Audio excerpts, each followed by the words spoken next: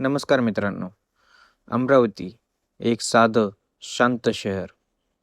पण काही दिवसापासून इथे जे घडलं ते संपूर्ण महाराष्ट्र हादरलं. एक नाव अचानक सगळीकडे चर्चेत आलं, आयान शेख. पण प्रश्न असा आहे की तो फक्त 19 वर्षाचा मुलगा की एक मोठ्या रॅकेटचा चेहरा? आज आपण या प्रकरणाचा खरा चेहरा समजून घेणार आहोत. परतवाडा, अमरावती. अचानक सोशल मीडियावर काही व्हिडिओ व्हायरल होऊ लागले. मुलींसोबतचे, खाजगी आणि धक्कादायक. लोकांमध्ये संताप वाढू लागला. लोक रस्त्यावर उतरले, दुकाने बंद झाली आणि पोलिसांवरही दबाव वाढू लागला. या प्रकरणातील गंभीरते लक्षात घेता पोलिसांनी तत्काळ कारवाई चालू केली. 50 सदस्यांची SIT टीम तयार झाली. LCB, सायबर क्राईम आणि महिला अधिकारी सगळे या तपासात उतरले. पोलीस अधीक्षक डॉक्टर शुभम कुंभार यांच्या नेतृत्वाखाली प्रत्येक 3 तासांनी रिपोर्ट घेतला जाऊ लागला. मुख्य आरोपी आयान अहमद उर्फ आयान शेख, फक्त 19 वर्ष, BScचा विद्यार्थी, पण सोशल मीडियावर खूप ॲक्टिव्ह. इंस्टाग्रामवर रील्स, महागड्या गाड्या, फेक फोटो आणि फेक लाईफस्टाईल दाखवणारा चेहरा. आयनची पद्धत खूप प्लॅन केलेली होती.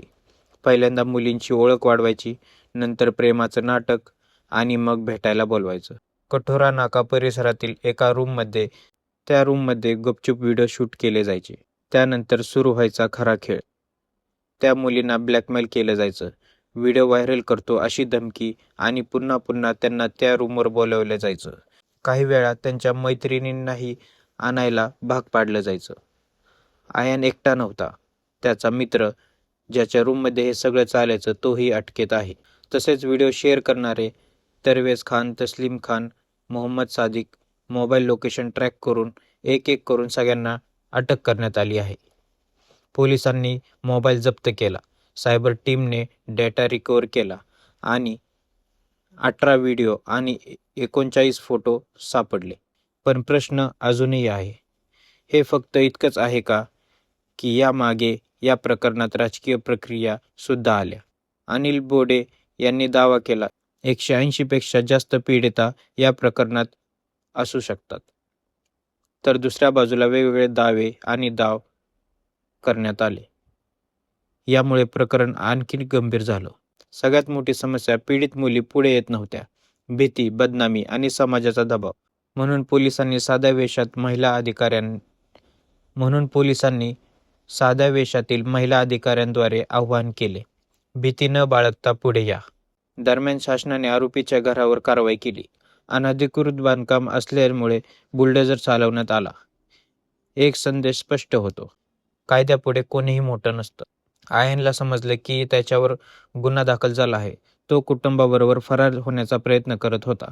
पण पोलिसांनी हार मानली नाही. मोबाईल लोकेशन ट्रॅक करून शेवटी त्याला अटक करण्यात आली.